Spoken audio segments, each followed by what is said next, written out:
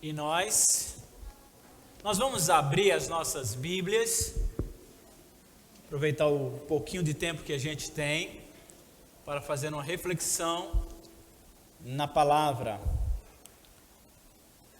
Quero convidar você a abrir a sua Bíblia em Mateus, capítulo 28, versículo 19.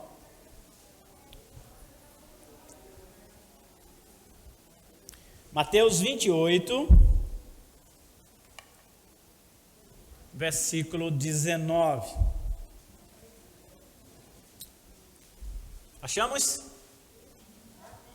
Ótimo. Diz assim a palavra de Deus: portanto, ide, ensinai todas as nações, batizando-as em nome do Pai, do Filho e do Espírito Santo. Ide por todas as nações. Em algumas versões nós vamos encontrar: fazei discípulos de todas as nações, batizando-os em nome do Pai, do Filho e do Espírito Santo. Vamos orar?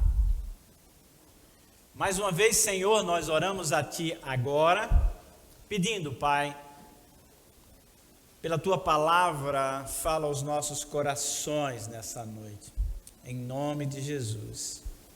Amém. Bem, irmãos, nós, já há algum tempo aqui na igreja, nós montamos e formamos um grupo de pessoas que estão associadas para investir financeiramente na vida de alguns missionários. Isso a gente chamou de AMEN, que é uma sigla que diz Associação Missionária para a Evangelização do Nordeste. Isso surgiu há muitos anos atrás, quando nós, e ainda algumas pessoas ainda chamam esse nome, nós chamamos um projeto Amigo Real. Amigo Real era a oferta que as pessoas davam de R$1 ou de R$2 por mês para missões. R$1 ou R$2. E algumas pessoas disseram: mas é muito pouco, como é que só R$1 e R$2 não dá para nada? Disse: não, vamos começar assim. E aí teve pessoas que chegaram para mim e disseram: olha aí, pastor, eu vou dar R$12, que já é minha oferta do ano todo, né? É R$1, então eu já dou logo R$2, fico logo livre. Aí eu disse: eu não quero. Mas não, eu não quero. Amigo Real é uma oferta por mês. Teve gente que diz: olha, eu vou dar R$24, que eu vou assumir R$2 por mês, então já logo dou 24. Não quero. Mas por que não quer? Porque o que importa para mim não é o valor financeiro. O que importa para mim é o comprometimento, é o compromisso. Então nós adotamos esse projeto Amigo Reais por muitos anos, para criar nos irmãos o comprometimento mensal, a responsabilidade de saber: eu preciso dar a minha oferta, mesmo que fosse R$1 ou R$2, mas criou no coração dos irmãos essa responsabilidade.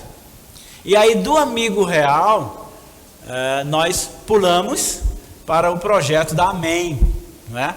Que era um projeto para ajudar-nos a investir em pessoas, em missionários.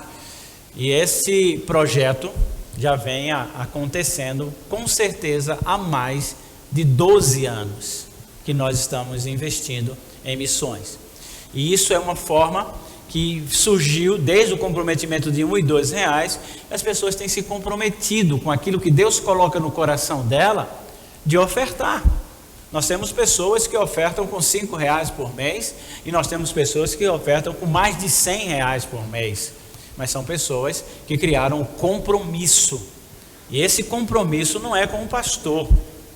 Esse compromisso, primeiramente, não é com os missionários. Que muitas vezes, o missionário, na maioria das vezes eu estou dizendo, muitas não, quase da totalidade, os missionários não sabem nem quem investe e quem oferta. O comprometimento é com Deus, é com o Senhor, é com o entendimento da obra, e a partir desse entendimento é que é dado esta oferta mensal. Então nós temos aqui a chamada Associação Missionária de nossa igreja, chamado Amém IBS. Nós temos escutado falar de missões muito, pregações, testemunhos, e a gente ouve muito falar sobre lugares que precisam de missionários, lugares que não tem ninguém evangelizando, não tem uma igreja lá. Nós ouvimos falar muito sobre a necessidade que os homens precisam ter de conhecer o Evangelho, a necessidade de pregar o Evangelho às pessoas que estão à nossa volta. Nós temos realmente visto esse desafio permanente. Sempre a gente escuta que os vizinhos precisam ouvir o Evangelho, minha família precisa ouvir o Evangelho, os amigos das pessoas, eles precisam ouvir falar do Evangelho. Então, a gente escuta muito isso, mas a pergunta que eu queria fazer hoje, talvez seja uma pergunta sua também, o que é que eu tenho a ver com isso? O que eu tenho a ver com essa história toda que o pastor acabou de falar? Por que nós devemos ter preocupação com este assunto? Eu já sou crente, eu já vou para a igreja, eu dou minhas ofertas, dominicalmente eu estou na igreja, até na escola dominical eu estou indo. Para que essa agonia toda, essa preocupação toda, de evangelho, de missão, evangelismo, pregar, anunciar, testemunhar? Para que isso? Porque é nossa responsabilidade pregar o evangelho, fazer missões e investir financeiramente em missões. Por quê? É uma necessidade minha ou sua? Talvez a gente nem precise se preocupar com isso. Talvez não haja essa necessidade toda que o povo fica falando. Já está bom demais o que eu faço ou o que você faz. Só queria fazer mais uma pergunta também aqui. Se pregar o Evangelho e fazer discípulos não é minha nem sua responsabilidade como igreja, então qual é? Se pregar o Evangelho e fazer missões, investir na obra missionária, investir em quem está lá, não é minha nem sua responsabilidade, então qual é a nossa responsabilidade? Talvez alguém possa dizer, minha responsabilidade eu estou fazendo agora, é vir para o culto. Será que realmente é uma responsabilidade sua e você está cumprindo essa responsabilidade em vir ao culto? Tem gente que realmente não falta muito à igreja porque fica com medo do pastor ir reclamar. Eu tenho que ir, já faz tempo que eu não fui para a igreja, eu tenho que ir, senão o pastor vai brigar. Pode ter certeza que o pastor não vai brigar. Porque o interesse de você vir ao culto não é meu. O interesse de você vir ao culto deve ser seu. Se você vem, pode perguntar às pessoas que não estão vindo à igreja por causa da Covid. Se o pastor foi lá reclamar, você tem que vir. Não, é sua responsabilidade, é seu interesse. Eu não vou estar atrás de você. Mas será que é só isso? A minha responsabilidade é vir ao culto? Talvez as pessoas pensam que ser igreja é determinar bênção sobre minha vida, é amarrar o diabo, Minha responsabilidade é estar lutando contra o diabo, porque tem gente que parece que arruma confusão com o diabo toda semana. E toda semana vem contar história de que brigou, que o diabo isso, o diabo aquilo. Eu não sei se o diabo tem medo de mim, mas ele não faz essas coisas comigo não. Mas tem gente que o diabo fez isso, o diabo estava assim, o diabo cirandando na minha casa, eu aprendi ele, amarrei ali, amarrei lá. Eu acho que o diabo está tão ocupado com essa pessoa que ele esqueceu de mim, porque... Amém. Ou talvez porque eu esteja resistindo a ele, Porque a palavra de Deus diz o quê? Resiste ao diabo, ele vai fazer o quê? Vai habitar na tua casa? Ele vai, desaparecer. Mas tem crente que parece que a vida dele como igreja é estar lá amarrando, dando cipuada, correndo atrás do diabo. fala mais do diabo do que de Deus. Será que é isso? Será que é manter... isso é bom, manter o rádio sincronizado na rádio evangélica. Eu, como igreja, acordo bem cedinho, tomo meu café ouvindo a rádio, faço meus negócios ouvindo a rádio, trabalho ouvindo a rádio, almoço ouvindo a rádio, janto, vou dormir ouvindo a rádio, glória. É isso. Se conforma com isso. Não, eu estou assistindo um pregador, não sei das quantas, porque olha, eu não perco nenhum programa disso da televisão. E isso vai alimentando essas pessoas, deixando elas tranquilas, tipo assim, eu estou fazendo a minha parte. É isso. Será realmente que se limita a isso? Tem uns que se limitam a fazer marcha para Jesus. Todo ano, eu não perco uma. Todo ano eu estou lá, marchando para Jesus, né? Carregando a bandeira do meu político, mas marchando para Jesus. A camisa do meu vereador, mas marchando para Jesus. E as pessoas se conformam com esse tipo de coisa. Gente, nós precisamos sair da periferia do que é a igreja, questionando a nós mesmos, e penetrar mais profundamente no propósito e objetivo de Deus em ter chamado eu e você. Porque Ele não chamou só eu e você para dar o ingresso do céu, você guardar o ingresso do céu no bolso e dizer, valeu, vou estar aqui na estação a aguardar o trem passar, porque a minha passagem... Não! Ele te chamou, você tem garantido sua viagem para a eternidade, para morar com Ele, mas antes disso, Ele tem objetivos, planos e propósitos dentro do reino que inclui você. Você está dentro do projeto de Deus. Talvez você não esteja absorvendo, assumindo esse comprometimento, e Deus está chamando outras pessoas.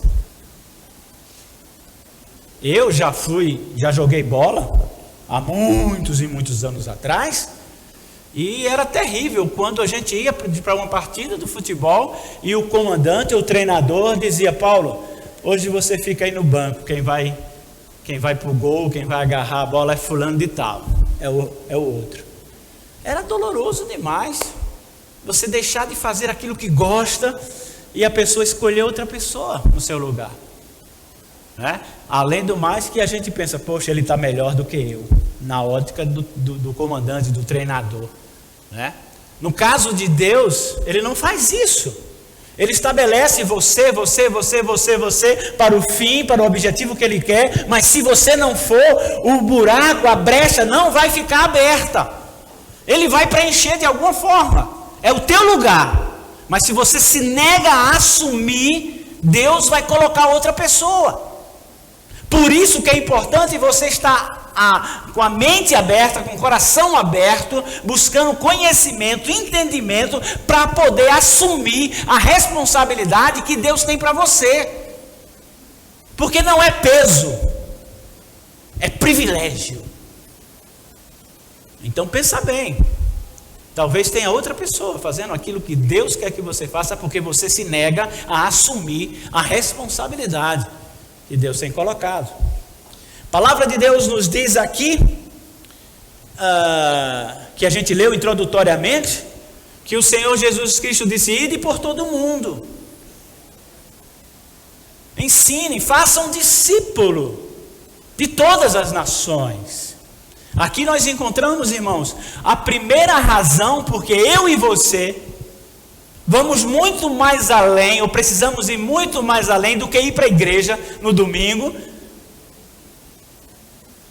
quando está firme mesmo para a escola dominical, e quando está fervendo mesmo no culto de oração, até no culto de oração de quarta-feira eu estou indo.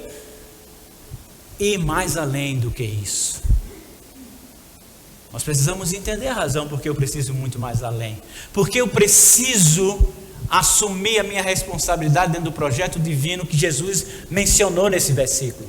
Ir por todas as nações, preguem, anunciem, façam discípulos.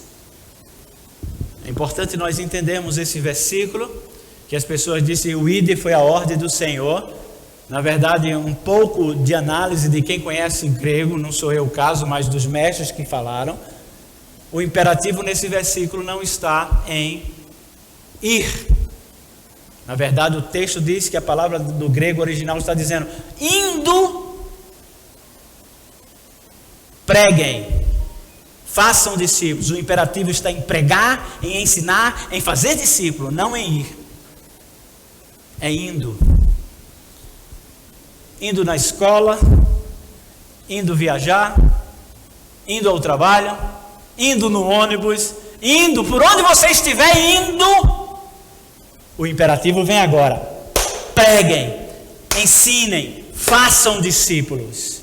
Então a primeira coisa que eu posso dizer para você, que a razão que nós precisamos nos envolvermos na obra missionária, desde o contexto urbano, na obra missionária, quando eu sou o agente, eu estou anunciando, eu estou pregando a quem está à minha volta, como também indo para o longe, enviado pela igreja, ou até mesmo sustentando quem está lá.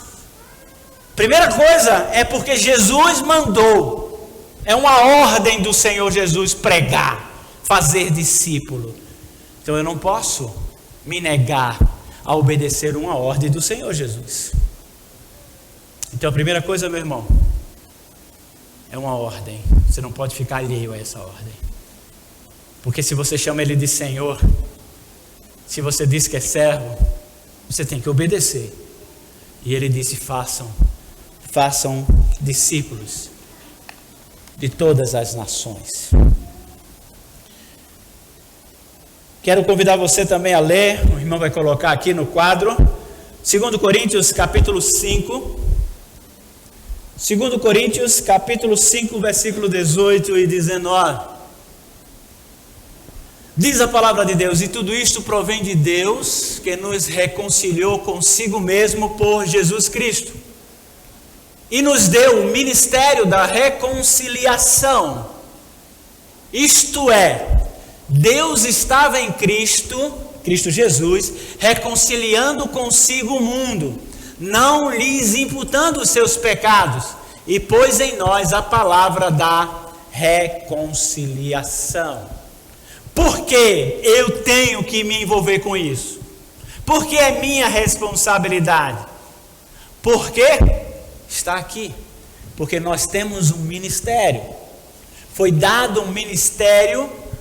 Deus deu a você. Olha, não é o pastor Paulo. Deus deu a você, a cada um de vós, esse ministério. O que é um ministro?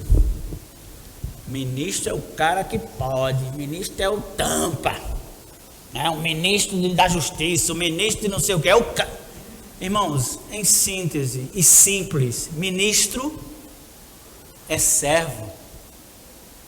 Sabia?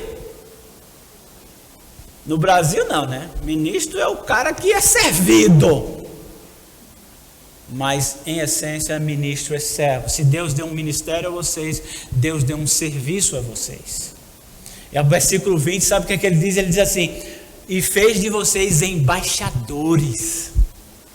O que é um embaixador? Um embaixador é um representante de alguém, de uma nação, de um país. Então a palavra de Deus nos diz que nós temos um ministério e nós somos representantes de Deus aqui na terra, e esse ministério tem um nome, é o ministério da reconciliação. Ou seja, existe um ministério, eu sou o ministro desse ministério, você é o ministro desse ministério, e a função desse ministério é reconciliar o homem com Deus. E como é que eu posso me negar a me envolver nessa obra? Como é que eu posso simplesmente sentar no banco da estação esperando o trem da glória passar para me levar? Eu preciso servir, eu preciso me envolver, eu preciso estar dentro desse negócio.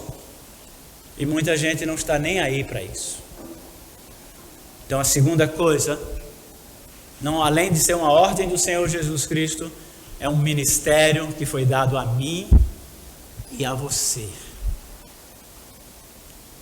Não pense, foi dado à igreja, a igreja é muita gente. Não, a igreja sou eu, a igreja é você. Então, quando disser que a igreja precisa fazer, não fique olhando para o povo, olhe para você, você é a igreja. Terceira coisa que nós podemos falar sobre o ministério, 24:14 de Mateus. Por que eu preciso me envolver com a obra de evangelismo e missões?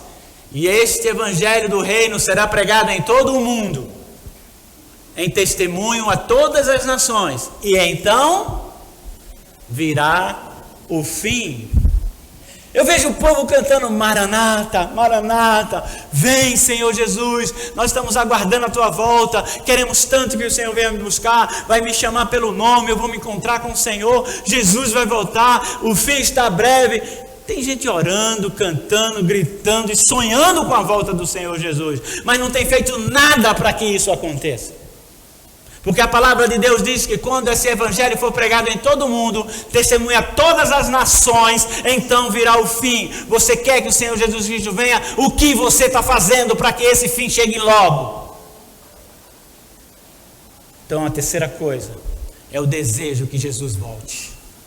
Eu desejo que Jesus volte. Então eu quero logo anunciar. Porque quando for anunciado a todas as nações, virá o fim. Então, cante Maranata, vem Senhor Jesus, mas também pregue o evangelho, aonde for possível pregar, invista no reino de Deus, invista em quem está pregando, invista em quem está lá na frente, lá na ponta. Se você não vai, invista em quem vai. Eu tenho escutado pessoas falando que existem várias formas de você fazer missões. Uma é com oração. Você orar pelos missionários. A segunda é com os pés, indo, sendo missionário. E a terceira é com as mãos, no bolso, investindo dentro do reino de Deus. Você tem todas as formas de investir. E isso pode ser até simultâneo. Não só orar, não só ir, não só investir, mas fazer tudo isso junto, ao mesmo tempo.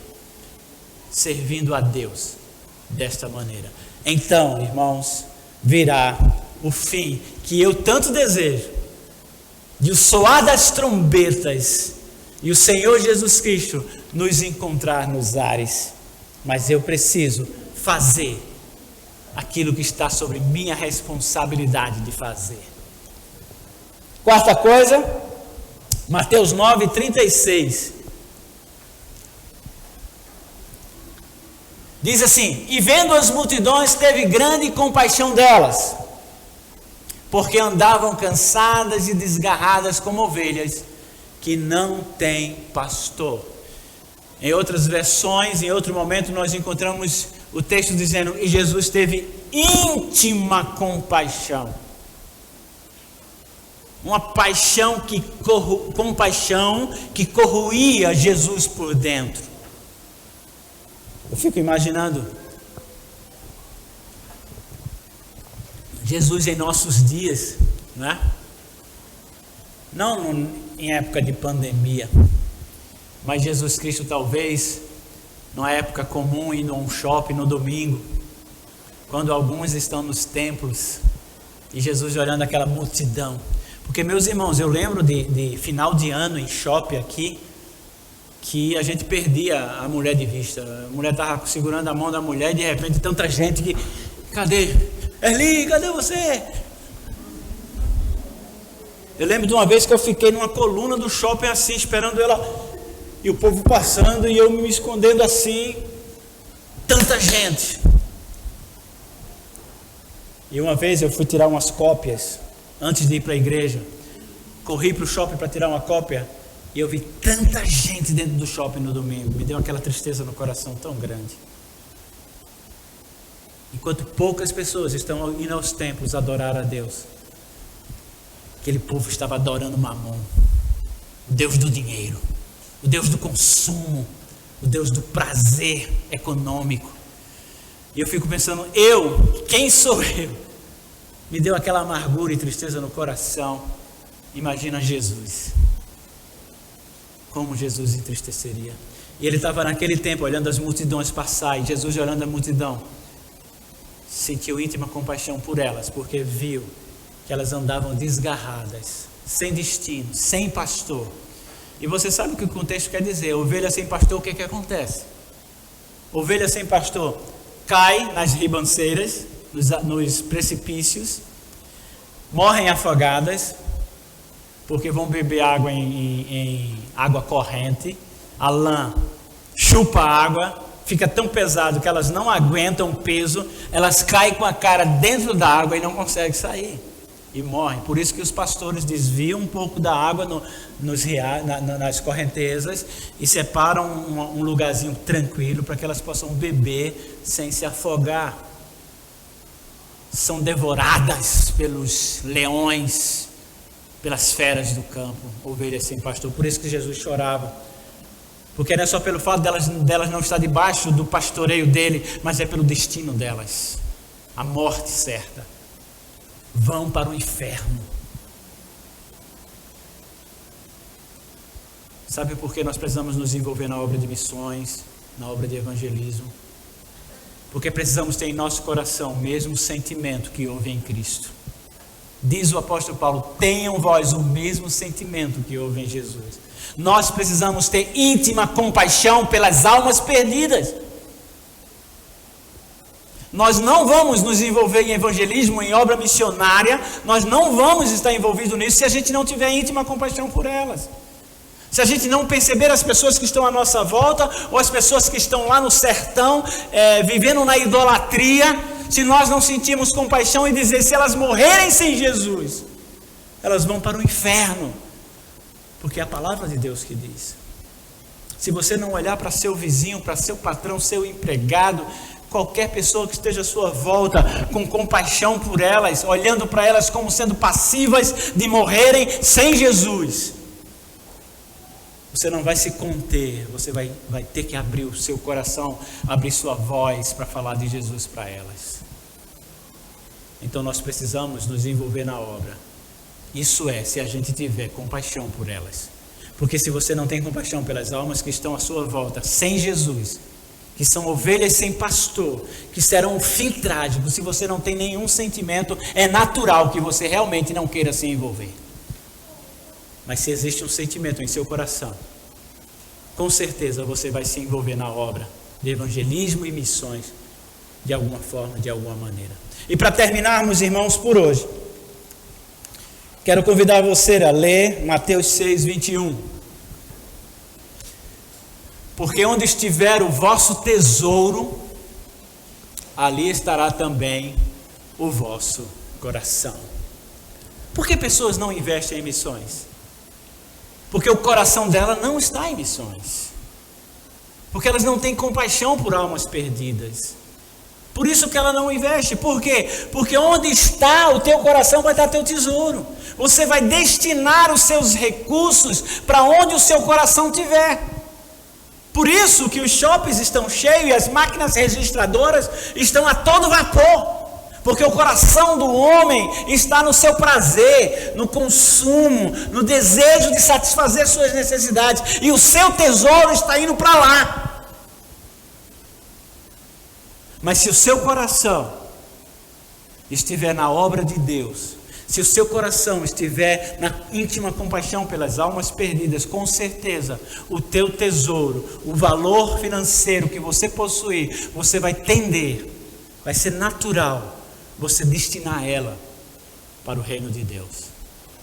Não somente para a igreja, para o sustento da obra, mas para o sustento também da obra missionária.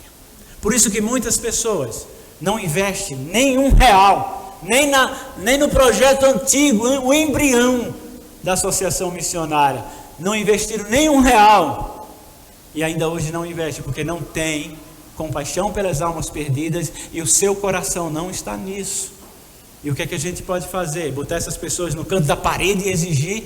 Não podemos, porque não vai adiantar. Porque a oferta dada é oferta com alegria. Contribua com alegria, porque Deus ama o que dá com alegria. Contribua segundo Deus propôs no seu coração. E se seu coração não está na obra, não vai haver nenhuma proposta de Deus para isso. Porque nosso coração, mesmo crente, eu não estou falando do ímpio não, viu gente? Mesmo crente, o seu coração não está no reino. Está no reino do mundo. Está no seu próprio reino, né? Seus recursos são destinados para si próprio. Mas se o seu coração está no reino de Deus, na obra de Deus, teu tesouro, de alguma maneira, vai chegar lá. E você vai fazê-lo de forma feliz e voluntária. Está aí algumas razões básicas, irmãos, porque nós precisamos e devemos nos envolver na obra do Senhor. De tudo que se deve guardar, guarda o teu coração. E a palavra de Deus também diz que nós devemos amar ao Senhor de todo nosso coração. Não deixe o teu coração dividido. Oferece em primeiro lugar o teu coração integralmente ao Senhor. E aí Deus vai realmente fazer uso de você, aonde Ele quer que você esteja. E você vai tomar conhecimento disso. Senhor, onde quer que Tu queres que eu esteja? E você vai preencher o espaço que Deus quer que você preencha. E você vai ser realmente feliz, realizado nessa vida. Que Deus vos abençoe, irmãos, em nome de Jesus.